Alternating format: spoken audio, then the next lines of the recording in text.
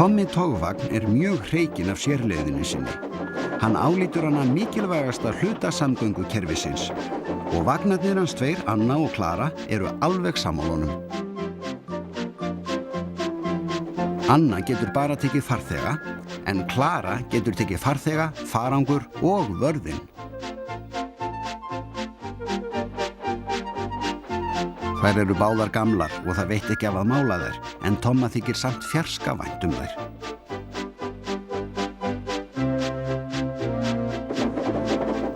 Á meðan þau þjóta fram og aftur teinana, syngja þau hvert fyrir annað. Þegar Tommi leggur af stað frá brautarstöð, syngur hann: "Ó, komum nú, við sein, komum nú, við heldur sein", og vagnarnir syngja: "Áfram veginn". Þeim sama hvað Tommi segir við þær, því þær vita að hann bara að reyna að gera feita eftirlitsmanninum til geðs. Og þær vita líka að ef Tommi reiðist, þá það ekki þær sem hann reiður við.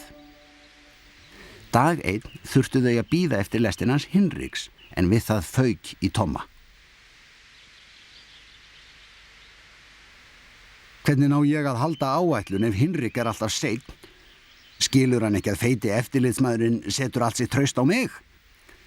Tommi flautaði óþreyjufullur.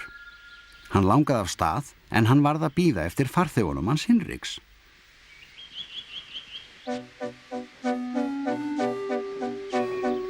Loksins kom Hinrik.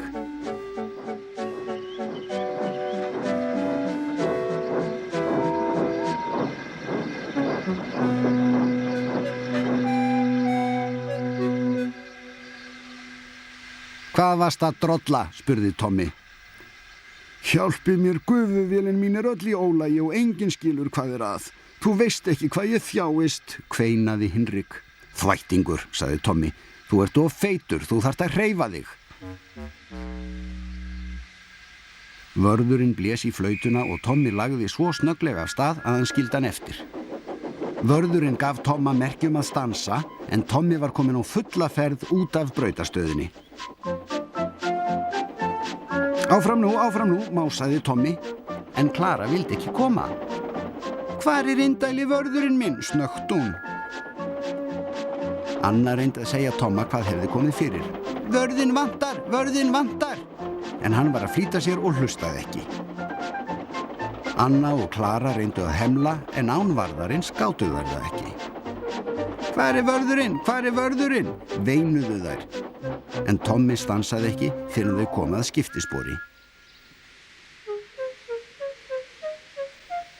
Ansans skiptispor, sagði Tommi. Hvað að? Ég veit það ekki, sagði lestastjórinn. Vörðurinn segir okkur það von bráðar. Þeir biðu og biðu, en ekki kom vörðurinn. Píp, píp, hvar vörðurinn? Blístraði Tommi. Við skildum hann eftir, snöktu Anna og Klara í sameiningu. Allir skimuðu og þarna kom vörðurinn hlaupandi eins hratt og hann gat eftir teinunum með fánan í annari hendi og flautuna í hinni. Honum var mjög heitt svo hann fékk sér vatnssopa. Svo sagði hann þeim alltaf létta.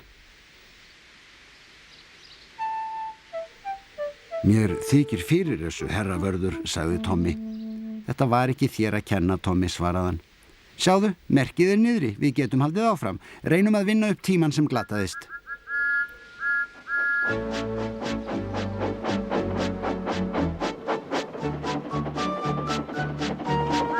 Anna og Klara voru himinlifandi að fá vörðinn sinn aftur, svo þær sungu fulla ferð áfram, allt á leiðarenda. Og þau komu á endarstöð mun fyrr en venjulega.